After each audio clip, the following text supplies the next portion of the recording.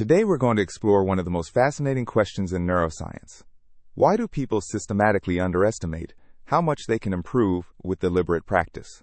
And what's actually happening in your brain as you learn a skill over days, weeks, and years?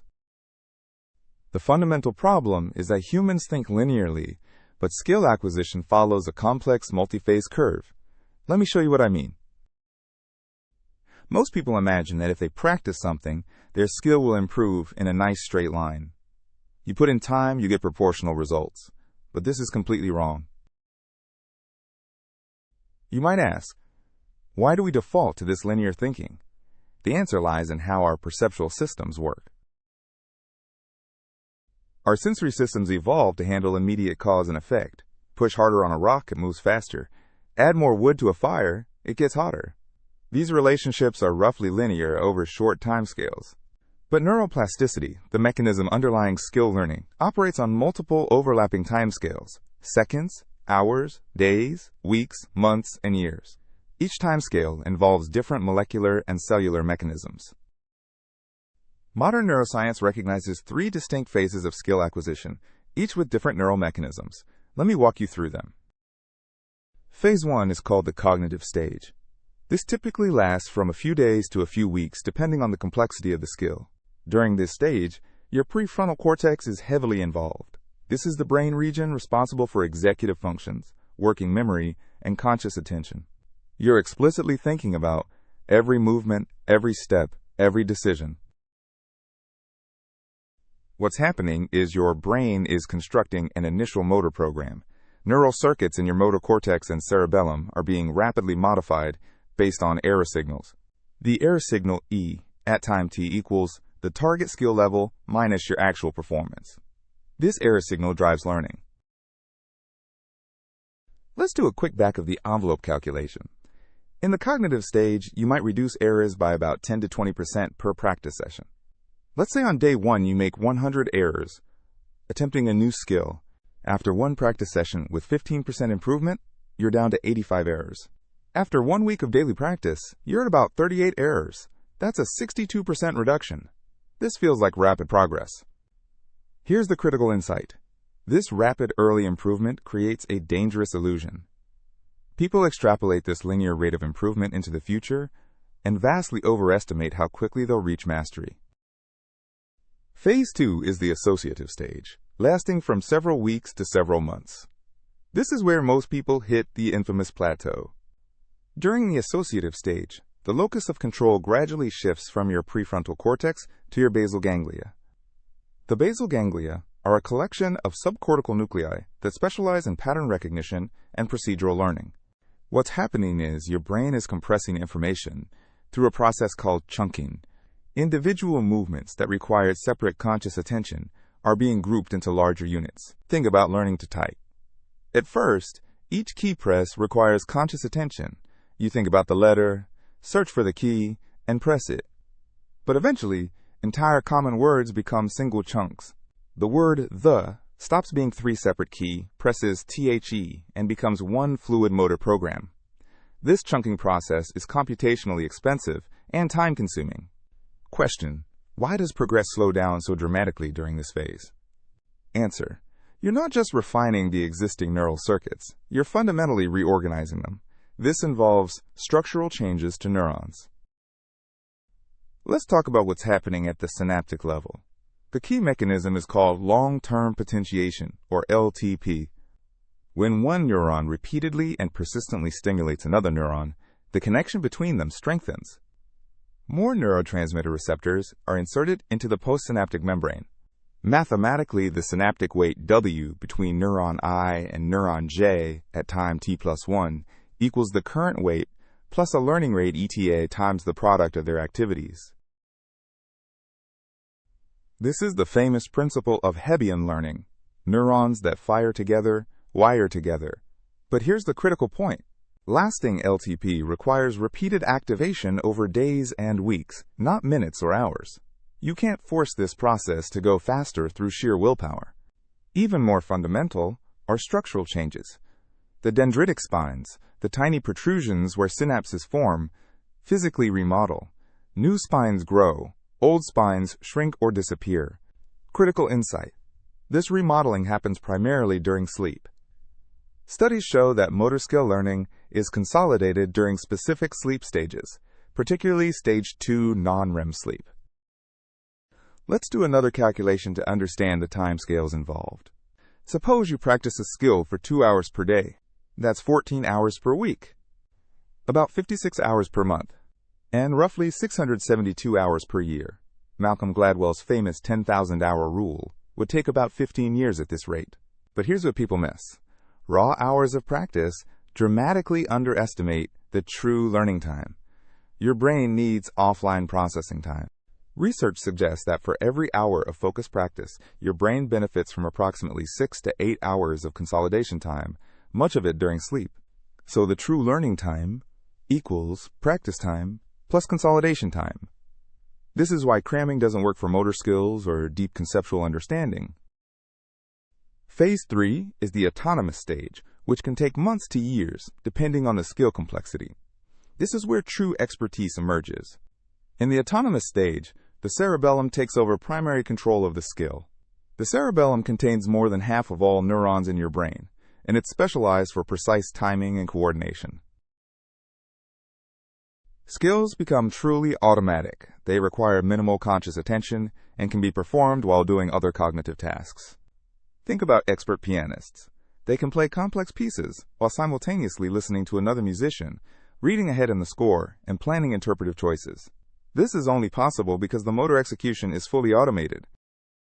Now let's talk about one of the most important but least discussed aspects of skill learning, myelination. Myelin is a fatty insulation that wraps around axons, the long fibers that connect neurons. As you practice a skill, the relevant neural pathways become increasingly myelinated. Myelin increases signal transmission speed by up to 100 times. This is enormous. An unmyelinated axon might conduct at 1 meter per second, while a heavily myelinated axon can reach 100 meters per second. But here's the catch. Myelination is incredibly slow. Myelin is built gradually by specialized cells called oligodendrocytes, and this process takes months to years. Myelin growth is proportional to usage frequency times time. You can't rush it. This is one of the fundamental biological constraints on skill acquisition. You might wonder, can you do anything to accelerate myelination?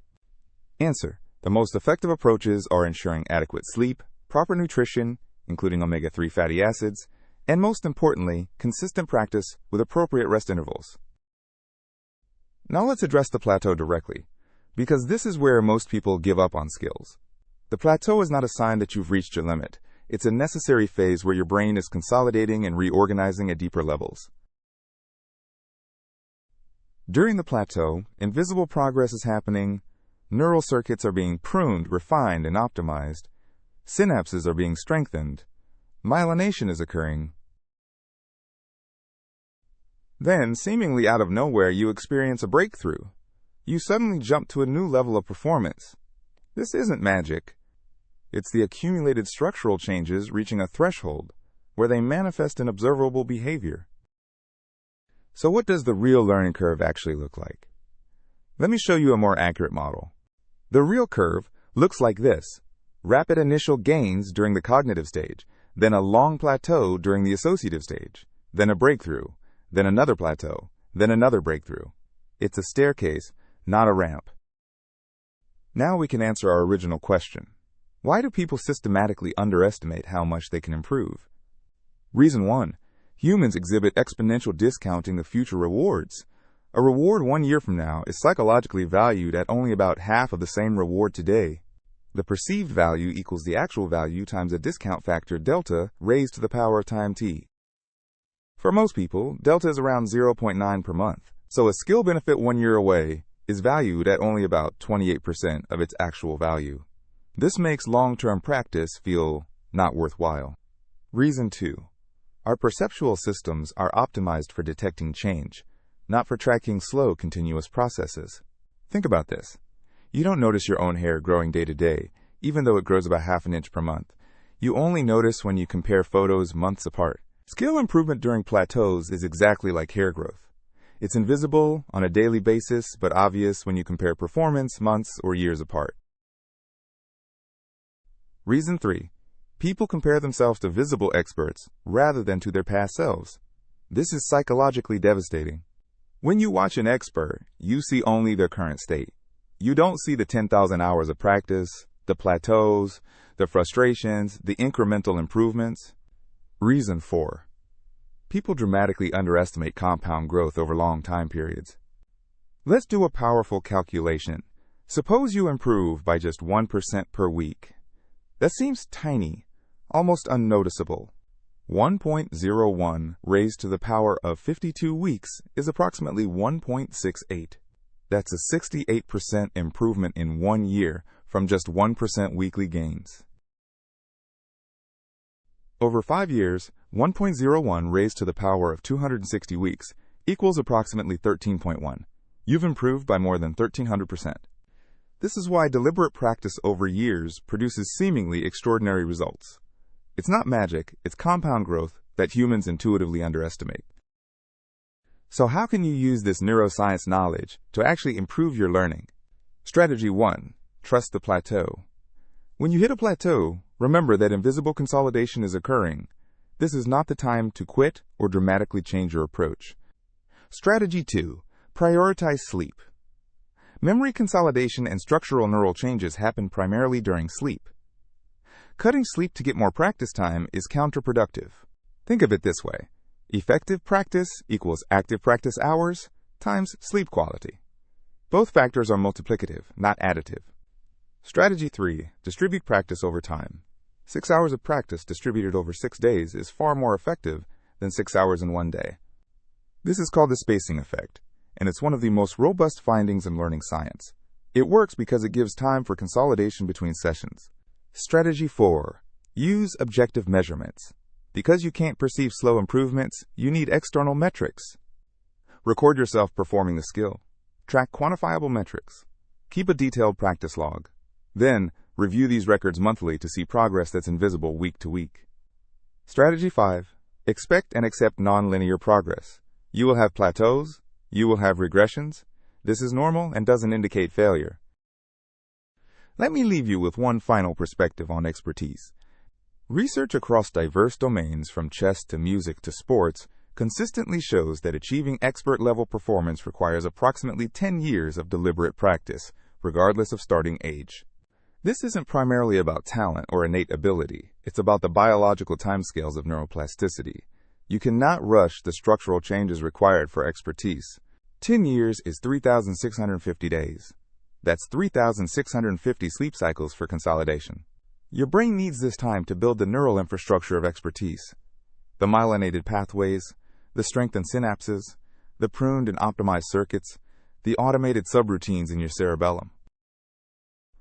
Let me summarize the key insights we've covered.